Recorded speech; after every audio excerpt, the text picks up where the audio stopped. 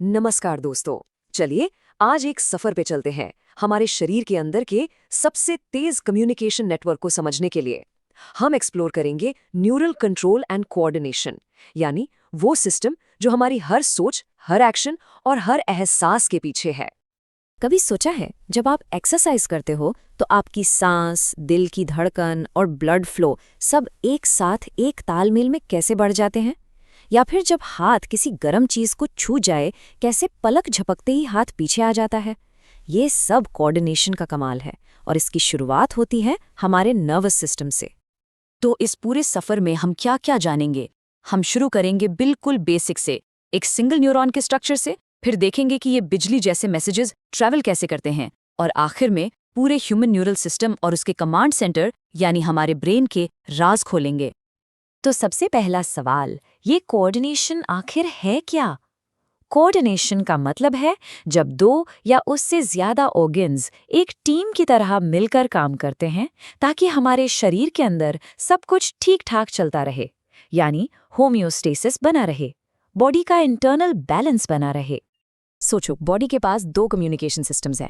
एक है neural system, समझो जैसे superfast internet, point two point instant message, और दूसरा है एंडोक्राइन सिस्टम। ये थोड़ा पोस्ट ऑफिस जैसा है, जो हार्मोन्स नाम के केमिकल लेटर्स से धीरे धीरे लेकिन पूरी बॉडी तक मैसेज पहुंचाता है। ये दोनों जब साथ मिलकर काम करते हैं तभी बॉडी परफेक्ट हार्मनी में चलती है। तो चलिए इस पूरे नेटवर्क की सबसे छोटी लेकिन सबसे इंपॉर्टेंट यूनिट से मिलते हैं, वो चीज जिससे पूरा सिस्टम बना। और ये छोटी सी यूनिट है न्यूरॉन, एक माइक्रोस्कोपिक पावर हाउस। इसका काम क्या है? इसका काम है किसी भी बदलाव को, यानी स्टिमुलस को डिटेक्ट करना, रिसीव करना और फिर उस मैसेज को आगे ट्रांसमिट कर देना। सोच के देखो, एक न्यूरॉन के तीन मेन हिस्से हैं। पहला उसका हेडक्वार्टर, जिसे कहते हैं सेल बॉडी, जिसमें न्यूक्लियस और कुछ स्पेशल निसल्स ग्रैन्यूल्स होते हैं। फिर इससे निकलती हैं ऐसी शाखाएं जैसे एंटेनाज, ये हैं डेंड्राइट्स। इनका एक ही काम है, सिग्नल को पकड़कर हमेशा सेल बॉडी की तरफ लाना।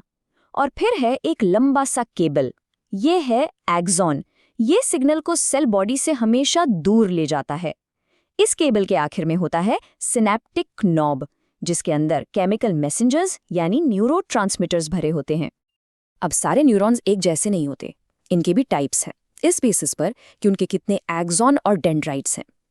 पहला है मल्टीपोलर, जिसमें एक एक्सॉन और ढेर सारे डेंड्राइट्स होते हैं। कहाँ मिलता है? हमारे ब्रेन के सेरेब्रल कॉर्टेक्स में। फिर है बाइपोलर, एक एक्सॉन एक डेंड्राइट, ये स्पेशल है, हमारी आंखों के रेटिना में मिलता है। और आखिर में यूनिपोलर, जिसमें सेल बॉडी से सिर्फ एक ही एक्सॉन निकलती है। ये ज्यादातर तब मिलता है जब हम एम्ब्रियोनिक स्टेज में होते हैं। एक्सॉन्स पर भी एक कवर हो सकता है, और इसी बेसिस पर ये दो तरह के होते हैं। पहले हैं माइलिनेटेड, इनके ऊपर एक स्पेशल इंसुलेशन होती है जिसे माइलिन शीथ कहते हैं, बिल्कुल जैसे बिजली की तार पर प्लास्टिक होता है। और इस इंसुलेशन के बीच बीच में गैप्स होते हैं जिन्हें नोड्स ऑफ रेनवियर कहते हैं।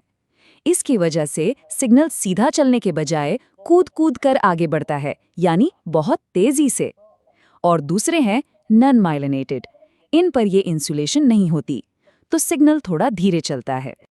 ओके, तो स्ट्रक्चर समझ आ गया, लेकिन सबसे बड़ा सवाल, ये मैसेज, ये करंट बनता कैसे है और इस तार पर चलता कैसे है? चलिए इसके पीछे की साइंस को देखते हैं। तो इससे पहले एक सवाल, जब एक न्यूरॉन आराम कर रहा होता है, कोई काम नहीं कर रहा, तो उसकी मेम्ब्रेन को पोलराइज्ड क्यों कहा जाता है? सोचो जरा। इसका जवाब ही पूरे कॉन्सेप्ट की छवि है। देखो, जब न्यूरॉन रेस्ट पर होता है तो उसकी जो दीवार है यानी मेम्ब्रेन, वो पोटेशियम आयॉन्स यानी K+ को तो आसानी से आने जाने देती है, लेकिन सोडियम आयॉन्स यानी Na+ के लिए दरवाज़ा लगभग बंद रखती है। इस वजह से एक्सॉन के अंदर K+ और नेगेटिव प्रोटीन ज़्यादा होते हैं और बाहर Na+ ज़्यादा होता है। इस चार्ज के डिफरेंस से एक पोटेंशियल बन जाता है, जिसे हम रेस्टिंग पोटेंशियल कहते हैं। सिंपल शब्दों में, अंदर नेगेटिव, बाहर पॉजिटिव। इसी स्टेट को पोलराइज्ड कहते हैं। तो ये अंदर नेगेटिव बाहर पॉजिटिव का बैलेंस बना कैसे रहता है? यहाँ एंट्री होती है हमारे हीरो के सोडियम पोटेशियम पंप। ये एक पंप है जो एनर्जी यानी ATP यूज करके लगातार काम करता रहता है। इसका काम क्या है? ये जबरदस्ती 3 सोडियम आयंस को बाहर फेंकता है और उसके बदले में सिर्फ 2 पोटेशियम आयंस को अंदर खींचता है। सोचो, 3 पॉजिटिव बाहर, 2 पॉजिटिव अंदर, तो बाहर हमेशा ज्यादा पॉजिटिव चार्ज मेंटेन रहता है। अब देखो क्या होता है। जैसे ही कोई स्टिमुलस आता है, वहाँ के सारे सोडियम गेट्स फट से खुल जाते हैं और ढेर सारे पॉजिटिव सोडियम आयंस तेजी से अंदर भागने लगते हैं। इससे क्या होगा? अंदर का माहौल नेगेटिव से एकदम पॉजिटिव हो जाएगा और बाहर का पॉजिटिव से नेगेटिव, पोलैरिटी बिल्कुल उल्टी हो गई। इसी को कहते हैं डीपोलराइजेशन। और दोस्तों, ये जो डीपोलराइजेशन की लहर आगे बढ़ती है ना, इसी को एक्शन पोटेंशियल कहते हैं। और यही एक्शन पोटेंशियल असली में हमारा नर्व इम्पल्स है। बस इतनी सी बात है। अच्छा, ये सोडियम के लिए दरवाजे ज्यादा देर खुले नहीं रहते, थोड़ी ही देर में बंद हो जाते हैं। और अब बारी आती है पोटेशियम गेट्स के खुलने की। अब K+ आयंस तेजी से बाहर भागने लगते हैं। जब पॉजिटिव चार्ज बाहर जाएगा तो अंदर वापस से नेगेटिव हो जाएगा, यानी मेम्ब्रेन वापस अपनी रेस्टिंग स्टेट में आ जाती है। इसे कहते हैं रीपोलराइजेशन। और अब न्यूरॉन अगले सिग्नल के लिए बिल्कुल तैयार है। तो ठीक है, इम्पल्स एक न्यूरॉन के आखिरी छोर तक तो आ गया, लेकिन अब आगे क्या? अगले न्यूरॉन तक ये चिंगारी कैसे पहुंचेगी? इसके लिए एक स्पेशल जंक्शन होता है जिसका नाम है सिनैप्स। सिनैप्स भी दो तरह के होते हैं। एक है इलेक्ट्रिकल सिनैप्स, जहां दोनों न्यूरॉन्स बिल्कुल चिपके हुए होते हैं। करंट सीधा एक से दूसरे में जंप कर जाता है। ये सुपर फास्ट होता है, लेकिन हमारे सिस्टम में बहुत कम है। जो ज़्यादातर है वो है केमिकल सिनैप्स। यहाँ दोनों न्यूरॉन्स के बीच में थोड़ा सा गैप होता है, जिसे सिनैप्टिक क्लेफ्ट कहते हैं। तो करंट जंप नहीं कर सकता।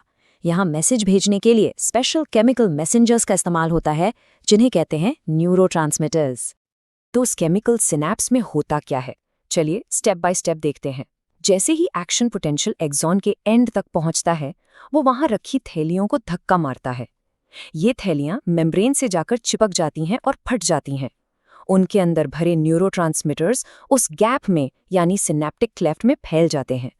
ये केमिकल्स तैरकर अगले न्यूरॉन के दरवाजे पर लगे ताले में अपनी चाबी लगा देते हैं।